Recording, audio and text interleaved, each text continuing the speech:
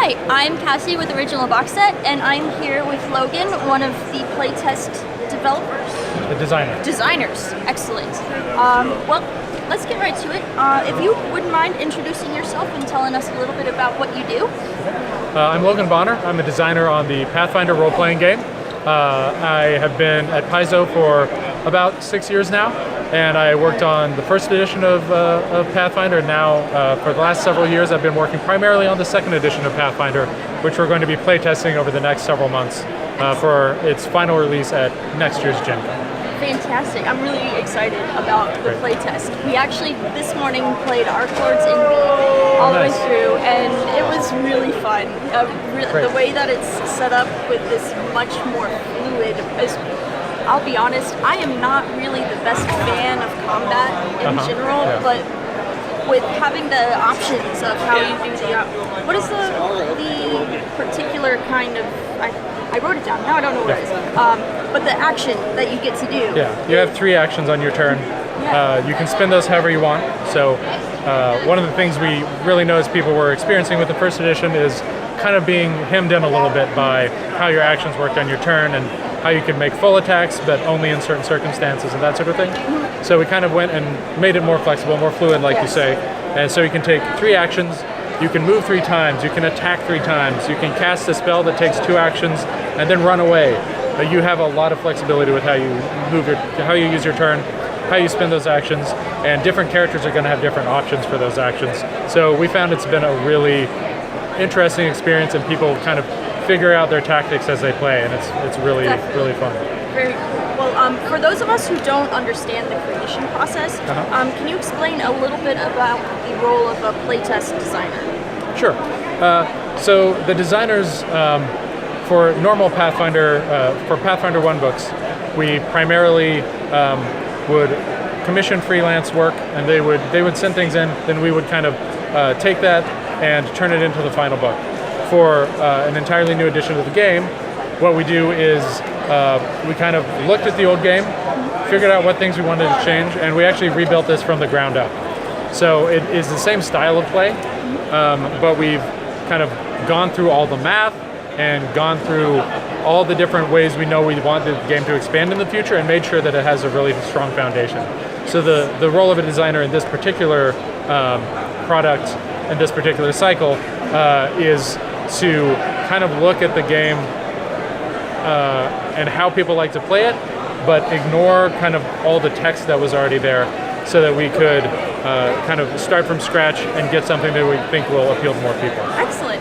I think that you guys are really nailing it. I'm looking forward to the final product. So another question for you. So for the players that haven't had the opportunity to play the playtest yet, what are some of the changes that you personally find most exciting about the game? Okay. So I already mentioned the action economy. That's one of the biggest, most exciting ones. Another one is critical successes and failures are a bigger part of the game. In Pathfinder 1, if you roll a natural 20, that's a critical success in certain types of rolls. And if you roll a 1, that's a critical failure on certain types of rolls, on your D20 roll. In Pathfinder 2, we kind of said, all right, let's make things a little more exciting and have more chances of criticals and have those be a bigger part of the game. So now you can also get a critical success if you succeed by 10 on something. You can get a critical failure if you fail by 10 on something. And then there are a lot of things that have special effects on criticals that didn't have them before. So a lot of spells, if I cast a charm spell on somebody, it might charm them stronger or for longer on if they critically fail at their save than it would have if they had just failed.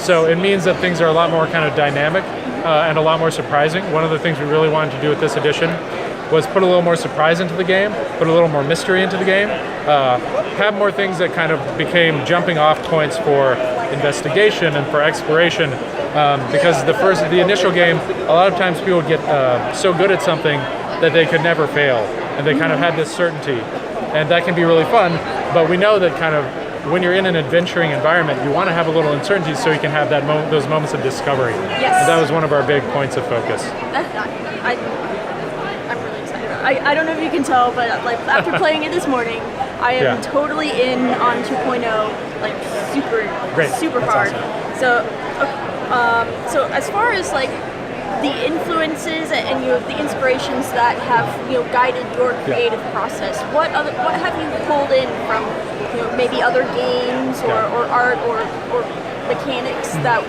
really helped you figure out what you wanted to do with 2.0? Great question.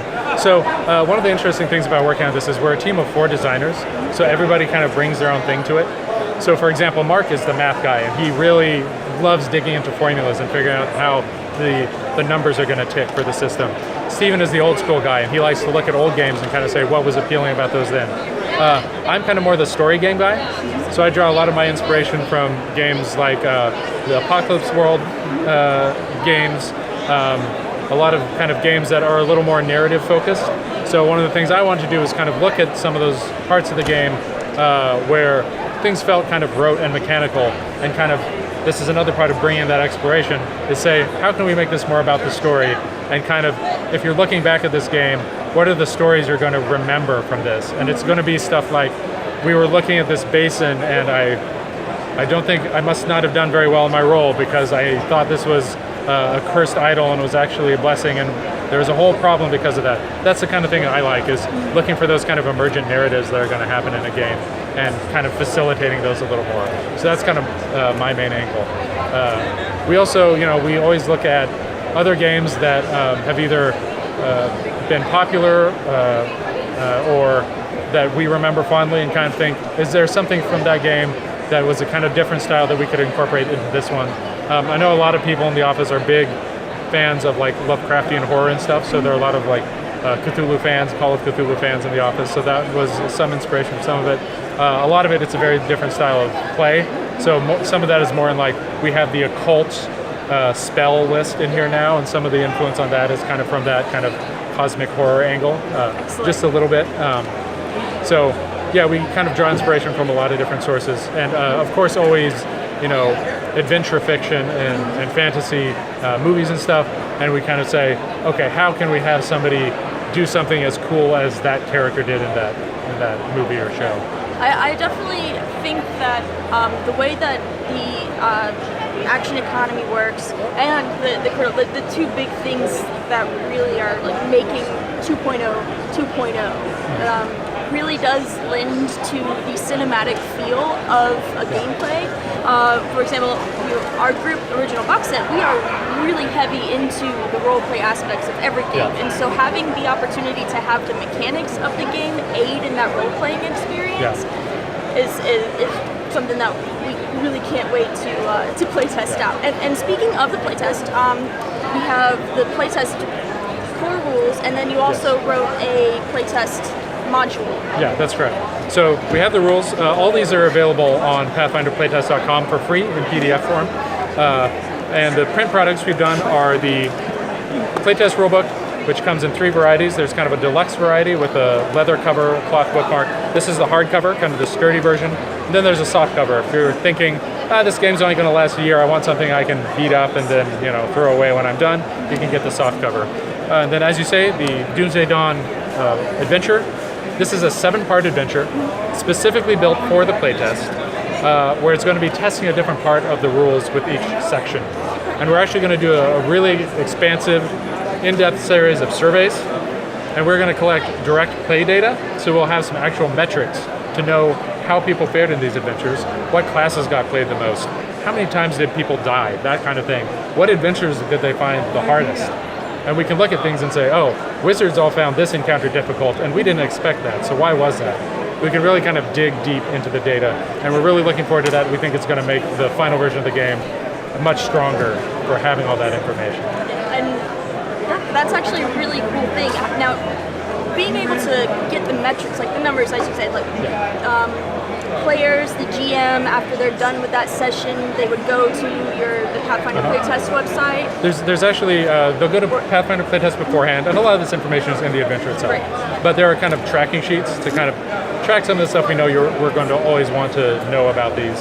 And then at the end, you'll take a survey. There's a GM survey, there's a player survey for each one. And then there's also a survey that's kind of open-ended, because most of these are collecting specific data points. The open-ended one is more, tell us what you thought. It's more like a series of text boxes on various subjects. so we can get kind of more detail on things people care really strongly about. And the other thing that's cool about this is with each part, we're going to kind of do a playtest window where we're really focusing on that part. People can get through it faster and give us feedback. People can go through it slower and give us feedback. That's all cool. But we're kind of focusing on one chapter at a time. And that way it's kind of an event, and people can be sharing what happened in chapter 1 in our group, and they can talk to each other and see what happened. And we're also going to be, at the end of each of those, running a game on the Paizo Twitch stream, twitch.tv/officialpaizo, which is going to have people in the office playing through part of each of the adventures. So we can kind of show what stupid mistakes we made, as opposed to just what everybody else was doing. That's great. And do you know the dates and the times that this live stream is going to happen yet? The first adventures window is kind of already started. Okay. And if I remember correctly, it's 3 weeks for that window because everybody's kind of just getting started with the rules, and then 2 weeks for every section thereafter. Okay, great, definitely. So, as far as just some general Pathfinder questions. So, what is your personal favorite race and class to play? That's a good question. So I'm going to stick with the playtest for now because we've got You've got a lot of really great changes. We've got like 40 classes in Pathfinder 1, and this narrows it down to 12. So I'm going to say I think my favorite ancestry because they are called it's an ancestry now. The race name is just gone. And so that's a little broader concept, and we can do a little more with the term ancestry. So we kind of made that change. My favorite ancestry. I really kind of like humans. I'm also kind of hoping to do more with, hoping that we kind of as a company do a little more with dwarves in this edition than we did in first. And we've got some really cool, you get ancestry feats for each ancestry, and there's some really cool ones for the dwarf. And for the halfling, have some of my favorites in there. For the classes, I really like the sorcerer. Kind of like the idea of, not necessarily knowing where your magic comes from. The sorcerer is kind of an instinctual caster. And in this version, we've made it so sorcerer has a concept of a bloodline, and that is kind of where you draw your power from. It might be a demonic bloodline, or an angelic bloodline, or a fey bloodline. And in this edition, that will determine your spell list. So in the first edition, all sorcerers are arcane, and now you might be a primal spellcaster because you have fey blood, or you might be a divine caster because you have angelic blood. So I like that kind of flexibility, and I like that theme and that storyline. Excellent. Well, I didn't play the sorcerer today. I picked the alchemist. Okay, yeah, the alchemist is super fun. I played an alchemist in first edition Pathfinder, and so seeing the differences in how the bombs are set up, for example, or how you actually pick out all of your bombs, your elixirs for the day. I really liked how it changed it. It felt good. Yeah, great. So it just simplified, and it just this makes perfect sense. So, yeah, one of the things in first edition is the alchemist came out in the advanced player's guide and wasn't in the core rulebook. There are a few different reasons behind putting it in the core, and one of the main ones is that it meant we could make alchemy its own thing. Because in first edition, it's kind of piggybacking off of spellcasting a little bit. Yes. And in this edition, it's like, here's alchemy. Alchemy is kind of distinct from magic, and here's how alchemy works as its own thing. And putting the sorcerer in the core rulebook means we can have alchemy from the get-go and explain it, have all the rules for it, the systems for it, all in there from the outset. Great. Excellent. Well, John, do you have any questions that you'd like to come through?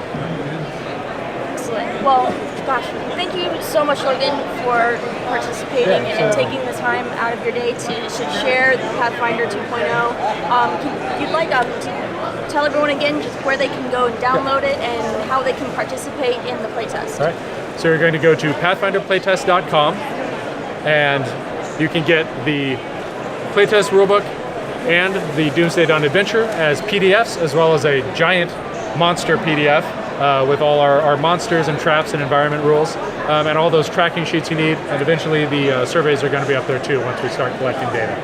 And we look forward to hearing from everybody, and really hope people put the game through its paces and have fun doing it. Great. Well, thank you so much. Yeah.